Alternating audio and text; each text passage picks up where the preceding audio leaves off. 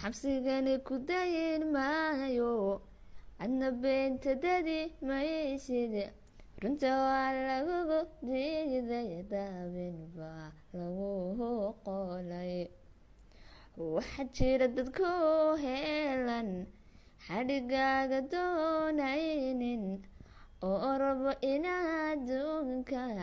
iska daashooto qaar baa ku daba taagan sida diinta ka habowday dembi aan ku qabanaynin dusha kaaga tuuraya. السلام الله عليكم ورحمة الله وبركاته. halkaad nagala socotaan waa sagaal layrkis. maanta waxaan rabaa inaan ka hadlo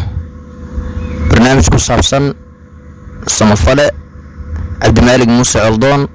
oo xukuumadda Somaliland xirtay isagoo kadib hal sano iyo waliba dhowr bilood xiraa markii la soo daayay muddo hadda ilaa dhowr bilood uu shaqeynayay kadibna xabsigii dib loogu celiyay waliba xabsigii lama dhihi karo xabsi cadaab ah oo meelaha cadaabta adduunka kamid ah ay geliyeen yaa ka dambeeyay xariga cabdimaalig muuse coldoon yaase xarigaas gacanta in la xiro ka dambeeyay ninkaas maxaa lagu xiray muxuu eersaday xariga cabdimaalig muuse coldoon qodobadaas ayaad barnaamijka ku maqli doontaan ku soo dhawaada fadlan waxaan xasuusinaa hadda channelka ku cusub tahay subscribe noo saar gambaleelkana furo aad iyo aad baad u mahadsantahay. cabdimaalig muuse coldoon waa muwaadin Soomaaliyeed waa muwaadin u dhashay Somaliland waa samafale ilaahay baa gargaarka bixiyo waa gargaare u gargaara ama u samafala bulshada tabaalaysan ee awoodda yar ee tabarta yar. cabdimaalig muuse coldoon waxa uu eersaday waxa uu naag kiristaanad ah oo baadariyad ah oo Somaliland ka faafisa diinta Kiristaanka oo Somaliland oo dhowr og yihiin iyo nin khaniis ah ama qowmuluud ah oo u dhashay dalka Mareykanka oo isaguna qowmuluudnimada ka faafiya Somaliland macallinna ka iskuulka Abaarso iskuulkaas oo ay dhalinyar badan oo Soomaaliyeed ama Somaliland u dhashay ay wax ka bartaan oo isku jira gabdho iyo wiilal. nin khaniis ah iskuul uu dhiga muxuu dadka ku bari baas leedahay waxyaabaha bari kara waa dareemi kartaa adiguba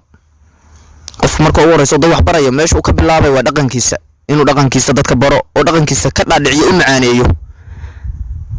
cabdimaalig muuse coldoon xarunta dhaqanka Hargeysa ayuu maalin ka hadlay hadalla waxa uga yimid hanjabaad ah maamulka waxa kale oo ku xigtay iskuulka Abaarso iskuul inuu asna ka sheegay in uu dhaqamo khaldan lagu faafiyo. waxa kale oo cabdimaalig muuse coldoon sheegay in naagtan Nigeria u dhalatay kiristaamada oo baadariyada ay diinta Kiristaanka ku faafinayso Somaliland. intaas oo dhan maamulku og yihiin madaxweynuhu waa og yahay anigu waxaan u arkaa in siyaasi ama madaxweynaha Somaliland Muuse Biixi Cabdi iyo maamulka hoos tagaba i'tiraafka Somaliland ay u raadinayaan ay ka raadinayaan meel khaldan. Anderson Cover waa ogtii waa nin khaniisa caalamka ilaa 15 dal oo islaam ah uusan tagi karin oo mamnuuc ka yahay xitaa wadamo gaalo uu mamnuuc ka yahay baa jira oo loo diiday inuu tago. Sacuudi Carabiya u dambeysay oo u damcay inuu tago waa loo diiday tagin baa la yiri waa wadan islaam ah dhaqankan aad wadatii nidaamka wadtina lagama ogola. ciidamada Mareykanka wuu yiri waan qoranayaa waa loo diiday ayadoo aan ognahay in uu wadamo badan oo muslim iyo gaalo isku jira ay mamnuuceen Anderson Cover Somaliland i'tiraaf meesha ay u gashay bal fiiriya ayadoo raadinaysa waxay soo dhaweysatay khaniis caruurtoo dhan khaniisnimo ka baraya iyo rag iyo dumarba heer waxay marayaan ay asaga amarkiisa qaataan oo ay muwaadinkii Soomaaliyeed ee dalka u dhashay ee dadka u dhashay ee caruurtiisu ay magaalada joogtay uu leeyahay khaniisnimo ciyaalka iga barina war dalka naga fasahaadinina haduu yiraahdana xabsi la gelinayo. heer wuxuu maray Anderson Cover uu yiraahdo Addis Ababa hal igu xir cabdimaalig muuse coldoon godadka cadaabtaay oo dadkii Soomaaliya 77 laga qabtay ay ku xiran jirtay Etoobiyaanku ay ku xiran jireen inay u dhaho hal la geeyo oo god uu 10 sano uusan wax la yiraahdo qorax arkaynin iyo iftiin toona iyo neecaw toona hal la geeyo uu yiri Somaliland ay ku taageersan tahay ilaahay baan ku dhaarshay ma waxaas dalnimo ah ma waxaas diin ah ma waxaas dawladnimo ah i'tiraaf miya lagu helayaa in khaniisku dhalay intay yeelaan oo ay dartiis nin walaalkooda oo muwaadin oo samafala oo bulshada Soomaaliyeed oo dhan wada taqaan oo 6 sanad iyo dhowrka bilood ee uu xirnaa bulshadii uu caawin jiray ilaahay baa wax caawiye ay kulligood wada ooyahayeen oo ilaahayeen Cabdimaalik Muuse Coldoon hana noo soo daayo oo xabsiyada iyo albaabada garaacayeen in maanta haddana lagu celiyo xabsigii kii mid ka daran oo aysan xukuumadda Soomaaliland waxba ka sheeganaynin amarka lagu xiray uu yahay amar ay ka dambayso naagta xunto baadeerada iyo aygu dhalo khaniiska ee qowmuluudka ilaahay baan ku dhaarshay Soomaaliyeey ma waxaas wax loo dul qaadan karaa muwaadiniinteena haddaan u dhibna cadowga cadow inoogu xiga oo aan u loogno saan horumar ku gaarayna Somaliland i'tiraaf ma ku heli kartaa Cabdimaalik Muuse Coldoon xiritaankiisa ay godka madow gelisay khaniiska ay u loogtay ma ku heli kartaa kuma heli karto bal dulinimo bay ka sii qaadaysaa ninkan hadduu wax sheego oo uu yiraahdo warnimo iyo afkaar qaldan ma la faafinaya madaxdu ha u yeerto madaxweynuhu ha u yeero ha yiraahdo adeer macaan maxaa qaldan waxaas qaldan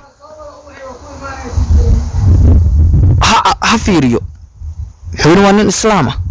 xukuumadda meesha ka jirta waa muslim islaam weey waliba diinta ku fiican dawladda meesha ka jirta Soomaaliland hadda maamulka sheeganayso culimada joogta aan ka gaban xaqa oo wax walba sheega laakiin waxay marnaba ay xididada u siibi waayeen iskuulka xunko abaarso iyo kaniisada xunto dhumaalaysigaayo Hargeysa ka shaqeysa waxaan oran karnaa waa daciifnimo waa dulinimo in khaniis uu u taliyo dal dhan oo muslim ah waxaad arki doontaan haddii Soomaaliland sidan ku sii socoto maalin aan maanta ahayn inay ogaadaan ayagoo la leeyahay saxbu ka yahay dadka isku jinsiga in isguursadaan haddayna taagan tahayba waxaan kula dardaarmayaa fariintan aan u dirayaa madaxweynaha Somaliland mudane Muuse Biixi Cabdi iyo cid kastoo Soomaali ah oo muwaadiniinteeda jecel inay u loogto ama cadow ama nin duulaan ku ah in diinteedii dalkoodii dadkooda fasahaadiyo waxaan leeyahay Muuse Biixi Cabdi mudane madaxweyne ninkaas Cabdimaalik Muuse Coldoon waa muwaadin waa samafale waa nin walaalkeena waa nin bulshada Soomaaliyeed oo dhan jeceshahay hadduu afkaar khaldan wato si tartiib ah wala fariisto hal la wareysto laakiin idinku dan dib hadduu idinka sheego dil haddaad rabtaan oo dib u naga sheegay laakiin ninkaas gaalada u loogaysan hal laga daayo naagtan xunto baadariyada iyo ninkan qowmuluudka ee ninka loo loogayo hal laga daayo xabsigaas Addis Ababa ee ninka la rabay in hadda loo gudbiyana hal laga noqdo war Soomaaliyeey dib hal isku noqdo waliba Somaliland i'tiraafka meel khaldan bay ka raadinaysaa runta fiican in laga hadlo i'tiraafku iyo in laga aqoonsado kuma jirto inaad khaniis soo dhaweysataan iyo naag xun oo baadariyada kristaamada idinku dal muslima ilaahay weydiista ilaahay baa idin siin kara i'tiraafka raadinaysaan idan ma siin kara khaniis xun oo dalkiisiba laga soo cayriyay oo ciidankii Mareykanka asagu uu dhashay loo diiday inuu qorto ilaahay baa ku dhashay waxa ka waram waxa soo hore iskoolka abaarso iskuulada kale ma wax laga sheego hadduusan iskuul dhaqan xumo lagu bara dadka ahayn ma dadka oo laga sheego lagama sheegayo waxa jira arday badan oo iskuulka abaarsa ka baxay dalka dibadiisa tagay oo hadda social media ku murma markii la wada hadlayo ku murmaaya annaga ninkii naagtu waa isguursan karaan lesbian waa okay ku murmaaya jira waxaan barnaamijkeen ku soo gabagabeynayaa Soomaaliyeey meel aysan wanaagu jirin baan ka raadinaynaa wanaagi xumaan baan aruursanaynaa haddaan nahay bulshada Soomaaliyeed waxaan aad iyo aad uga soo horjeednaa waliba dhalinyarta afkooda anoo ku hadlaayo waxaan ka soo horjeednaa xarga loo geystay Cabdimaalik Muuse Coldoon mana aqbalayno Muuse Biixi Cabdina waxaan leenahay dalka aba madaxweynuhu ah muwaadiniinta xilligaad axmaare iyo gaalada iyo qowmuluudka iyo naagaha baadariyiinta kristaanka u loogayso inaad adigu xabsi aad leedahay gashatid oo intaad wuxuu aaminsan yahay ka ogaanayso aad adigu aad gacanta ku haysid baa ka wanaagsan haddii aad dhisay ninka aad geysid ama aad meel ka baxsan geysid ama aad aygu dhalo qowmuluudka aad hadalkiisa raacdid halkaa waxaan u jeednaa inaad halkaa waxaan u jeednaa inaad mas-uuliyaddii dalkaad u qaaday aada lumisay. intaa waxaan kusoo koobaynaa barnaamijkeenni galabta. asalaamu calaykum waraxmatullaahi wabarakaatu. intaan barnaamij lamida ku kulmi doono waa 9 loo idinkaga tegaya. asalaamu calaykum waraxmatullaahi wabarakaatu.